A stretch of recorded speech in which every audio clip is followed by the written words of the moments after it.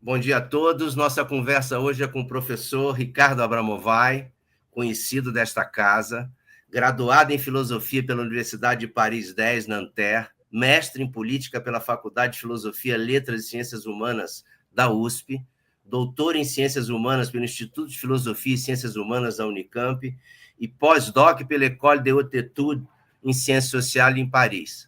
Professor titular da Cátedra Josué de Castro, da Faculdade de Saúde Pública da USP, entre 2022 e 2024, professor titular do Departamento de Economia da FEA USP desde 2001, professor sênior do Programa de Ciência Ambiental do Instituto de Energia e Ambiente da USP desde 2016, autor de inúmeros livros, entre eles Infraestrutura para o Desenvolvimento Sustentável da Amazônia, de 2022, Amazônia por uma Economia do Conhecimento da Natureza, de 2019, Muito Além da Economia Verde, de 2012, entre outros. Coautor, líder do capítulo sobre bioeconomia no Science Panel for the Amazon, colunista do UOL entre 2020 e 2022.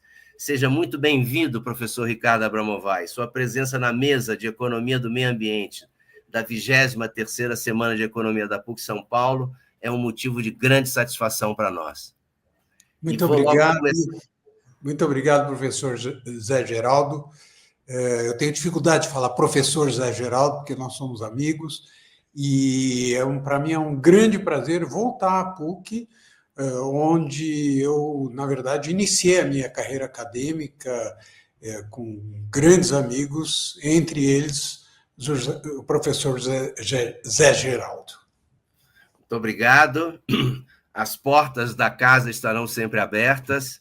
E o nosso tema para começar deste ano, como não poderia deixar de ser, é a COP30 no Brasil, em Belém do Pará, e gostaríamos de ouvi-lo inicialmente sobre a importância deste grande evento, não é, em fazer avançar a agenda ambiental global e também, por que não é, chamar a atenção para a necessidade de preservação da floresta amazônica. A reputação das COPs não anda lá muito alta. Afinal, elas se reúnem há 30 anos e, na verdade, a sensação que a gente tem é que não se resolvem as principais questões. Um exemplo. Nesse período, houve progressos extraordinários. A energia solar, por exemplo, no mundo foi multiplicada por 700. Alguns cálculos falam que nos últimos 30 anos, a energia solar foi multiplicada por 1000. Hoje, a energia solar é uma das fontes mais baratas de energia. Em alguns lugares, a fonte mais barata. Sempre que se fala isso, diz assim, mas tem um problema da armazenagem e tal. As baterias estão avançando, estão ficando cada vez mais poderosas. A energia eólica também está avançando muito. Hoje, essa é uma tecnologia fantástica. Nós temos tecnologias inovadoras na mobilidade, com os carros elétricos, no aquecimento domiciliar das edificações, no abastecimento alimentar, enfim. Só que, com tudo isso, 30 anos atrás, os fósseis correspondiam a 85% da energia, da matriz energética global. Hoje, 30 anos depois, os fósseis correspondem ainda a 80% da matriz energética global. Por quê? A ideia de que, se você tiver mercados funcionando bem e tecnologias disponíveis, essas duas coisas vão se juntar e vão permitir que mude o conteúdo tecnológico da oferta de bens e serviços. Os dados que eu acabei de apresentar mostram que isso é uma ficção. É uma ficção científica, porque tem muito da economia científica que defende isso, mas é uma ficção, tá certo? Qual é o ponto de estrangulamento? O ponto de estrangulamento é que os subsídios aos combustíveis fósseis são gigantescos. O FMI calcula esses subsídios em 7 trilhões de dólares. Isso dá aproximadamente 3 PIBs do Brasil por ano. Então, com a saída dos Estados Unidos do Acordo de Paris, com a postura de Donald Trump de explorar até a última gota de petróleo, fazer parte dessa corrida, quem vai conseguir vender petróleo enquanto o mundo ainda precisa de petróleo, isso piora a situação. A ideia dele de explorar os fósseis até a última gota. Agora, há boas notícias, algumas delas vindas do Brasil. A primeira delas, desculpe, é que, embora Donald Trump, não só com as tarifas, mas com a postura geral, esteja fazendo todo o possível para sabotar uma das conquistas democráticas mais importantes do pós-guerra, depois da Segunda Guerra Mundial, que é o multilateralismo, e a natureza democrática do multilateralismo, apesar da sabotagem do Trump, o multilateralismo não morreu. Acho que isso é importante dizer. O Brasil, por exemplo, está defendendo de maneira ferrenha o multilateralismo, e essa defesa tem sucesso. Nós estamos passando por uma reconfiguração da geopolítica global, em que os países do Sul passam a ter uma participação, uma influência grande nas questões internacionais. Então, isso é um fator muito importante. Segundo fator importante, nós temos uma redução do desmatamento no Brasil. O desmatamento no Brasil ainda é muito alto. Isso é incompatível com um país civilizado, mas ainda é muito alto, apesar de ter caído pela metade por iniciativa do atual governo e pelo trabalho que vem fazendo a equipe de Marina Silva. O Brasil tem uma diplomacia de alta competência reconhecida internacionalmente e que teve influência muito forte nas negociações climáticas desde o início. Então, agora, por exemplo, com o programa de florestas tropicais para sempre, o TFFF, onde o Brasil já investiu 1 bilhão e está chamando investimento de outros países, isso também é alguma coisa importante. E nós temos também a formação de clubes de países que vão definir regras internas entre os países participantes desse clube com relação à taxação das emissões de carbono, o que força a que os países se empenhem na redução das emissões. A União Europeia está fortemente empenhada nisso, o Brasil também está fortemente empenhado nisso, ou seja, as atitudes fanáticas de Donald Trump não estão impedindo que outros países se mobilizem para que o multilateralismo democrático, participativo, não morra, apesar do esforço da equipe de Donald Trump de fazê-lo morrer. Ok. Em livro recente sobre infraestrutura para o desenvolvimento sustentável da Amazônia, você elencou um conjunto de princípios e valores que envolve a própria definição do que se entende por infraestrutura. Você poderia nos falar um pouco a respeito? Nesse livro, que eu escrevi a pedido do Grupo de Trabalho Infraestrutura, Justiça Socioambiental, que é um grupo super interessante, e que foi feito a partir de entrevistas com representantes de povos da floresta. Foi uma experiência muito bacana. Uma das bases desse livro é que nós precisamos redefinir o que é infraestrutura. Habitualmente, para os economistas, infraestrutura se mede pela formação bruta de capital fixo. Tá certo? A gente sabe que o Brasil tem um déficit na formação bruta de capital fixo, então você fica discutindo como é que você vai aumentar essa porcentagem da riqueza que vai para a formação de capital fixo, porque essa é a base para a formação, para a criação de nova riqueza. Só que, quando se define isso, não se define para que serve essa infraestrutura. E quando você vai pensar em infraestrutura necessária para o desenvolvimento sustentável da Amazônia, essa infraestrutura pode ser definida em 4 dimensões fundamentais. A primeira delas é que a mais importante infraestrutura com a qual conta a América Latina, e de certa forma as Américas, e de certa forma o mundo, é a floresta amazônica. Por quê? Porque é da floresta amazônica que depende a nossa água. Todo mundo já viu os filmes sobre os rios voadores, com a massa de água mobilizada a todo instante pela vegetação florestal da Amazônia, que supera o curso d'água do próprio rio Amazonas. A floresta é a infraestrutura básica para a oferta de energia elétrica.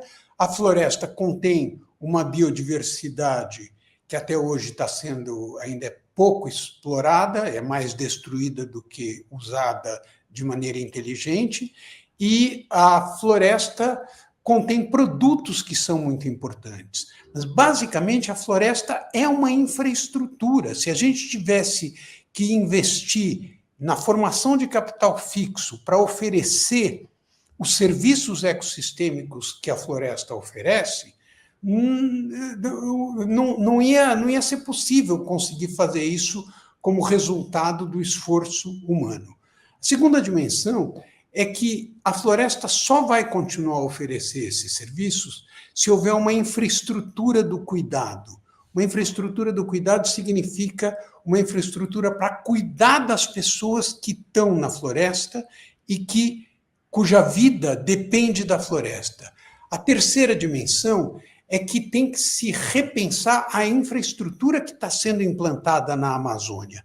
A Amazônia é hoje, tem vários especialistas que usam essa expressão, o almoxerifado em que os países amazônicos vão buscar energia barata, divisas a partir da exploração de commodities, enfim, ela é um trânsito para... E hoje ela vem sendo, ainda hoje, apesar do governo democrático brasileiro, a infraestrutura que está sendo implantada na Amazônia é uma estrutura voltada fundamentalmente para a exportação de commodities agrícolas e minerais, mas sobretudo agrícolas. A ideia do porto que vai ligar Ilhéus a Chancay, no Peru, né, o objetivo básico é baratear as exportações de soja para a Ásia, mas basicamente para a China. E, enquanto isso, a exploração sustentável da bioeconomia carece de uma infraestrutura adequada. O que é uma infraestrutura adequada? Uma infraestrutura que permita a microindustrialização local dos produtos da sociobiodiversidade, a refrigeração, o gelo, enfim, um conjunto de atividades industriais de pequena escala, mas com grande inovação, que podem favorecer a exploração sustentável da biodiversidade. Além disso, nós precisamos de uma estrutura de transportes na Amazônia para os produtos da sociobiodiversidade que hoje não existe. Hoje, a Amazônia é totalmente dependente de óleo diesel, o que é um absurdo. Tinha que fazer uma espécie de plano Marshall para emancipar a Amazônia como um todo, mas particularmente a exploração dos produtos florestais, de sua dependência com relação ao óleo diesel. E a quarta dimensão dessa infraestrutura é um conjunto de marcas de qualidade pelas quais o consumidor vai poder identificar que o produto que ele está comprando é um produto que contribui para a defesa desse conjunto de infraestruturas. Isso já começa a existir pelo selo correspondente, por exemplo, ao Origens Brasil, que é um movimento liderado pelo Imaflora e pelo Instituto Socioambiental, que abrange 22 milhões de hectares na floresta, mas ainda é muito precário, muito limitado a um mercado de nicho. Isso ainda não se massificou e tem um grande potencial para se ampliar. E nesse contexto, professor, como é que você analisaria o fato de que nós, no Brasil, estamos prestes a implantar uma infraestrutura na foz do Amazonas para a prospecção de petróleo? Eu acho que quem está no governo tem um desafio muito difícil pela frente, porque a retórica é como o petróleo é algo que pode render muito, isso potencialmente traz divisas, traz royalties que permitem fomentar o desenvolvimento, inclusive que permitem, em tese, fomentar a transição energética. Só que o problema é o seguinte: a orientação das organizações sérias que trabalham com esse assunto é que o mundo pode sobreviver sem a exploração de novas fontes de petróleo, é o que diz a Agência Internacional de Energia. Os estudos mostram que o que está se prevendo como exploração atual de petróleo vai muito além das necessidades desse processo de transição. Quer dizer, nós não estamos na iminência de uma escassez que exigiria a exploração do petróleo. Se isso que eu estou dizendo é verdade, e aí ninguém pode saber exatamente se é verdade, porque são projeções para o futuro, tá certo? Ora, a exploração do petróleo na foz do Amazonas é algo que só vai render em termos de recursos econômicos dentro de algo como 8 a 10 anos. Nesse período, se nós continuarmos com o grau de emissão que nós temos hoje, Zé, de certa forma, tanto faz que tem ou não tem exploração de petróleo, porque a temperatura vai subir a um nível que já vai se tornar literalmente catastrófico, tá certo? Ou seja, nós estamos num momento em que é necessário que o mundo reduza as emissões. E é absurdo você compatibilizar essa necessidade, você imaginar que seja possível compatibilizar a necessidade de reduzir as emissões com novas explorações de petróleo. Mas aí o raciocínio que se faz para justificar a exploração do petróleo é como a Rússia está explorando, os Estados Unidos, sobretudo. Uma informação muito importante para quem está nos assistindo e nos ouvindo. Hoje, os Estados Unidos estão entre os 5 primeiros exportadores de petróleo, de gás e de carvão. Tá certo? Os Estados Unidos, com a descoberta do shale gas a partir do início do século XX, os Estados Unidos aumentaram exponencialmente a sua produção de petróleo e hoje são grandes exportadores de petróleo. E a economia contemporânea, em vez de se dirigir com mais velocidade para a redução das necessidades de petróleo, está sentada confortavelmente fazendo como se as inovações tecnológicas vindas de solar, carro elétrico, etc., fossem suficientes para desbancar o petróleo por meio de mecanismos de mercado. É a ficção científica da qual eu estava falando no início da nossa conversa. Isso não vai acontecer se não houver uma decisão firme de cortar os subsídios, de incorporar o petróleo aos preços dos produtos derivados do petróleo, os custos reais que isso representa para a sociedade, porque esses custos hoje não estão sendo pagos, eles estão encobertos pelos 7 trilhões de dólares anuais de subsídios.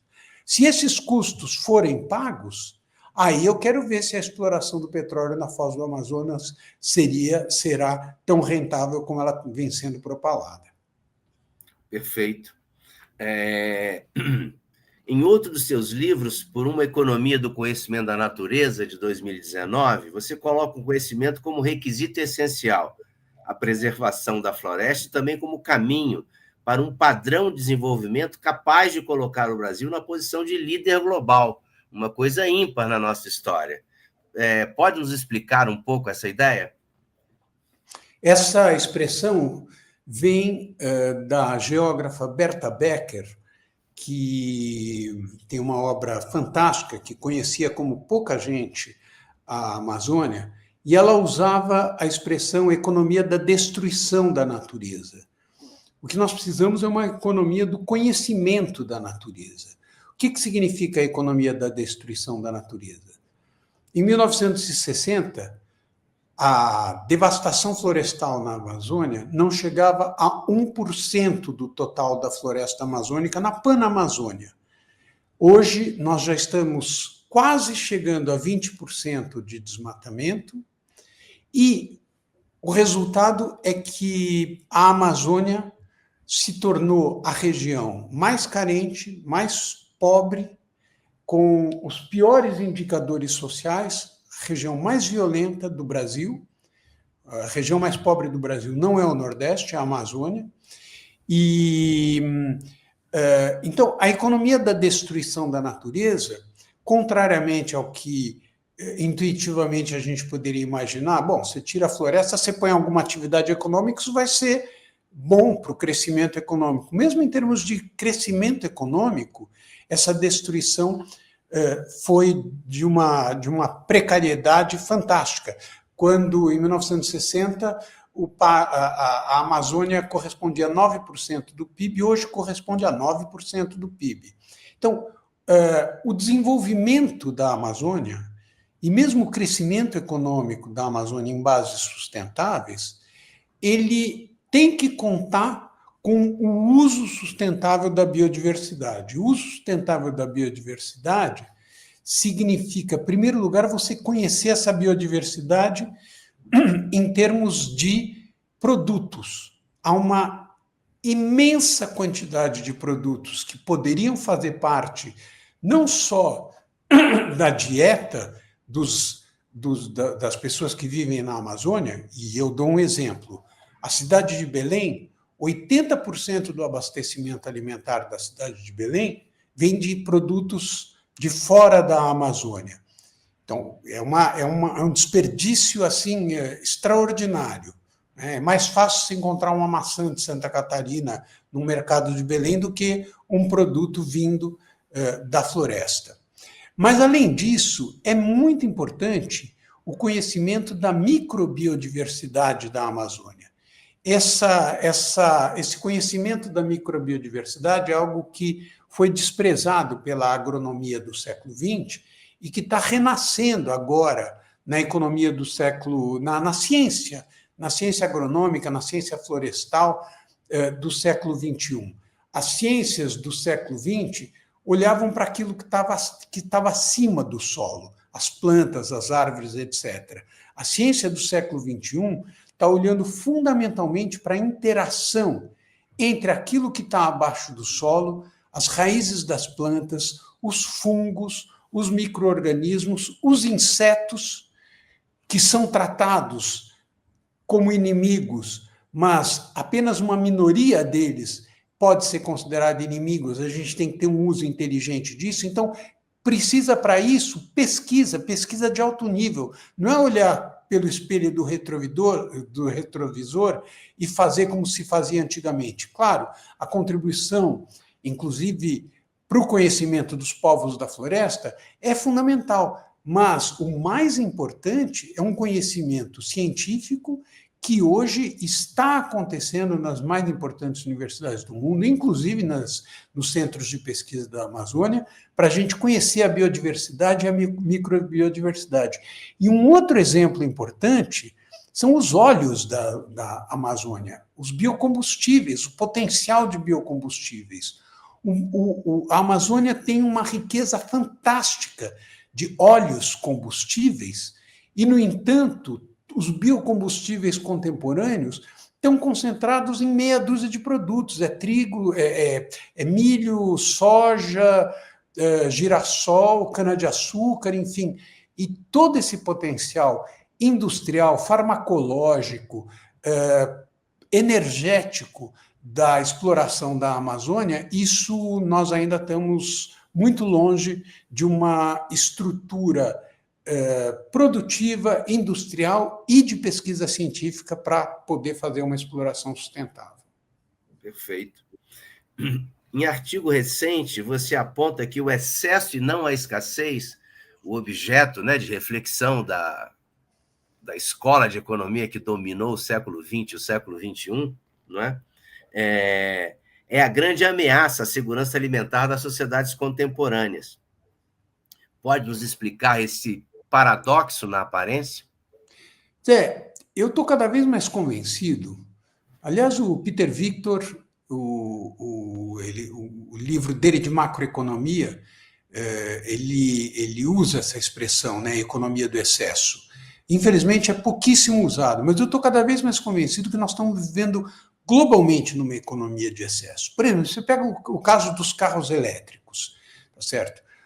Já vi 2 artigos usando a expressão mobesidade, que é a mistura de mobilidade com obesidade. Em vez de os carros elétricos serem carros compactos, compatíveis com as necessidades das sociedades cada vez mais urbanizadas, mais de metade dos carros elétricos produzidos hoje são SUVs. Ou seja, nós estamos excedendo, é uma economia do excesso.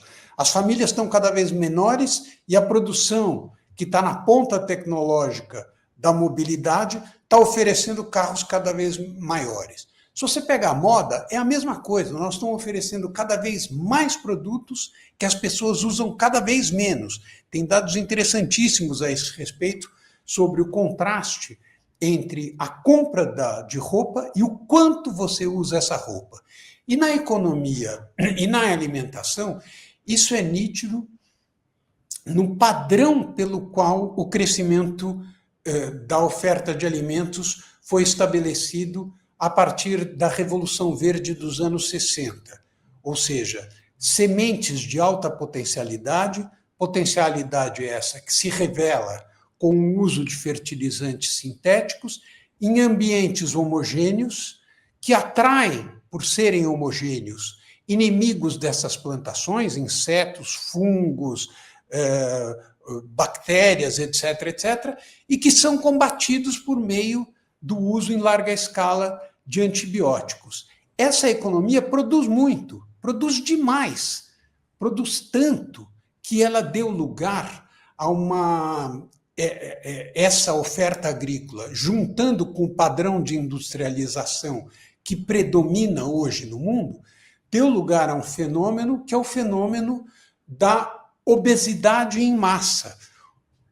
A indústria alimentar, tem um escritor americano, Barry Wendell, que tem uma frase da qual eu gosto muito: a indústria alimentar não se preocupa com a saúde e a indústria da saúde não se preocupa com os alimentos. O que isso quer dizer? Quer dizer que a indústria alimentar está oferecendo cada vez mais ultraprocessados. Nos Estados Unidos e na Grã-Bretanha, entre 60% e 70% da ingestão calórica das pessoas vem de produtos ultraprocessados, que são produtos em cuja composição entra aquilo que não faz parte da cozinha convencional, que só é possível de ser produzido em unidades industriais de maneira sintética e que é incompatível com o processo evolutivo do sistema digestivo dos seres humanos. O resultado é que são produtos altamente palatáveis, engenheirados para serem altamente palatáveis, engenheirados para que seu aroma, seu gosto, sua cor, sua consistência, sua textura sejam viciantes. Eu recomendo vivamente que assistam, quem tiver dúvida sobre isso, a Christmas Lecture de Chris Van Tulken. Tulken é T-U-L-L-E-K-E-N. Christmas Lecture é um evento na Grã-Bretanha que existe desde o início do século XIX, e a cada ano se convida um grande cientista para falar nesse evento. Em 2024 foi o Chris Van Tulken falando sobre ultraprocessados. Por que economia do excesso? Porque o consumo de ultraprocessados é o vetor fundamental da pandemia global de obesidade, que nos Estados Unidos e na Grã-Bretanha atinge algo como 40% da população, e a obesidade, por sua vez, está na origem, hoje, das doenças que mais matam no mundo. Se você somar o sobrepeso e a obesidade, morre mais gente de sobrepeso e obesidade no mundo do que de fome. Então, o sistema agroalimentar ele tem que passar por uma transformação muito forte em que os métodos para a oferta de produtos agropecuários vão ter que mudar, porque os métodos atuais estão completamente esgotados, são incompatíveis com a crise climática, com a erosão da biodiversidade e com a poluição, e os métodos de produção industrial de alimentos também, esses métodos vão ter que mudar drasticamente para que a gente suprima os alimentos ultraprocessados, que não se confundem com alimentos industrializados. O macarrão é industrializado, o queijo é industrializado, o iogurte é industrializado. Ultraprocessados são aquelas bobagens que muita gente come, que felizmente no Brasil atinge uma proporção da população muito menor que nos Estados Unidos e na Grã-Bretanha. Os ultraprocessados correspondem, no Brasil, a 20% da nossa ingestão calórica. Então, nós ainda dá para a gente, na verdade, as políticas públicas brasileiras vão nessa direção de uma alimentação escolar que exclui os alimentos ultraprocessados, ao contrário dos Estados Unidos, em que eles estão totalmente presentes. Então, o que nós temos na alimentação não é uma abundância da diversidade que os nossos ecossistemas, a nossa ciência e a nossa capacidade produtiva poderia oferecer para a população, mas nós temos um excesso de produtos que, na verdade, fazem mal à saúde. Nós estamos oferecendo cada vez mais gêneros que estão na origem das doenças que mais matam no mundo. Perfeito. Ricardo, com enorme consenso acerca das evidências das mudanças climáticas, em particular no interior da comunidade científica, o negacionismo se torna a cada dia um dado do passado. Ontem, em Roma, o Papa Leão XIV, na comemoração dos 10 anos da Laudato Si, afirmou que é hora de substituir as palavras por uma ação climática decisiva e coordenada. Podemos esperar que a COP30 seja, digamos assim, um marco nessa nova etapa da agenda ambiental? Zé, eu duvido. Eu não acho que nós estejamos num momento como estávamos em 2015, quando foi celebrado o Acordo de Paris. O Acordo de Paris tem uma coisa muito inteligente, que é os países vão propor metas de redução das emissões. Na verdade, a coisa era a seguinte: quando eles propuseram essas metas, o resultado dessas propostas é que a temperatura ia subir 2,7 graus até 2100. Então não adiantou nada. Não, adiantou. Porque ao proporem essas metas, eles propuseram algo que estava muito aquém da tendência dominante, que iria a 4 graus, alguma coisa assim. Então já foi um progresso. Mas nós não estamos alcançando aquilo que foi, sequer alcançando aquilo que foi combinado durante a Conferência Climática de Paris. Eu não vejo agora algo dessa magnitude. Acho que iniciativas como as florestas tropicais para sempre, esses clubes de países que vão taxar na fronteira produtos em função das emissões de carbono contida nesses produtos, essas são iniciativas importantes, mas a iniciativa fundamental, que seria cortar os subsídios aos combustíveis fósseis, isso sequer nas discussões internacionais tem aparecido. Para quem não está acompanhando isso de perto, pode ser chocante, mas a ideia de você tirar os fósseis da civilização contemporânea é uma ideia que tem muita dificuldade de aparecer nos documentos oficiais. por razões óbvias. Os Estados Unidos hoje é um país fóssil, a Rússia é um país fóssil, o Brasil é um país que tem a ambição de se converter num grande exportador fóssil. Então, essa realidade me deixa cético com relação às chances de que nós tenhamos algo qualitativamente surpreendente ou marcante na COP30 em Belém. Perfeito. Então, uma última questão, não é? Que é uma conversa que nós estávamos tendo antes de entrar na gravação.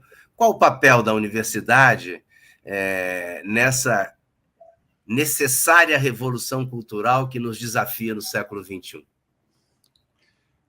A universidade está cumprindo um papel muito importante. Se você pega as publicações hoje das principais revistas internacionais, a Nature, a Science, a Lancet, a PNAS, enfim, as mais importantes revistas internacionais, onde os brasileiros têm presença ainda minoritária, mas cada vez maior, essas revistas internacionais, os artigos hoje, você pode dizer que não há negacionismo científico nessas grandes revistas. Negacionismo científico não é negacionismo científico. O negacionismo aparece nas declarações de alguns políticos, de gente que não dá para levar a sério do ponto de vista científico, embora tenha que ser levado a sério porque são perigosos politicamente. Agora, do ponto de vista científico, hoje existe um consenso generalizado de praticamente 100% da comunidade científica de que nós estamos passando por mudanças climáticas, de que essas mudanças são de origem antrópica. O que não há, evidentemente, é um consenso com relação ao que fazer diante disso. Isso, no fundo, é bom, porque a polêmica faz parte da ciência. Ora, essa convergência vem do quê? Vem do trabalho feito nas universidades, não só nas grandes universidades americanas, chinesas, europeias, mas também na universidade brasileira.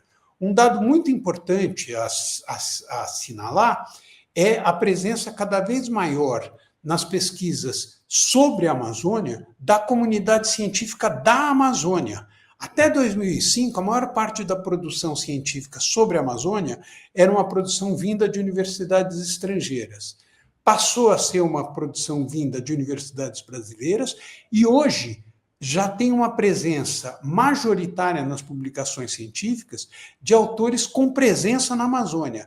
Isso significa que os investimentos em ciência na Amazônia são suficientes? Não. O Instituto de Pesquisa da Amazônia, o INPA, tem um orçamento de 50 milhões de reais. Berkeley tem um orçamento de 7 bilhões de dólares. É óbvio que o orçamento da pesquisa na Amazônia é muito insuficiente e tem que ser reforçado. Agora, que a universidade na Amazônia e em outros lugares, cada vez mais essa universidade está discutindo o que interessa, isso é inegável. Eu acho que tem alguns pontos de estrangulamento, sobretudo nas ciências sociais. Não me parece que na economia, na sociologia, sobretudo na economia e na sociologia, os temas socioambientais ganhem a importância e a gravidade que eles têm. Mas essa é uma visão talvez impressionista da minha parte, que precisaria ser corroborada por uma pesquisa científica qualificada.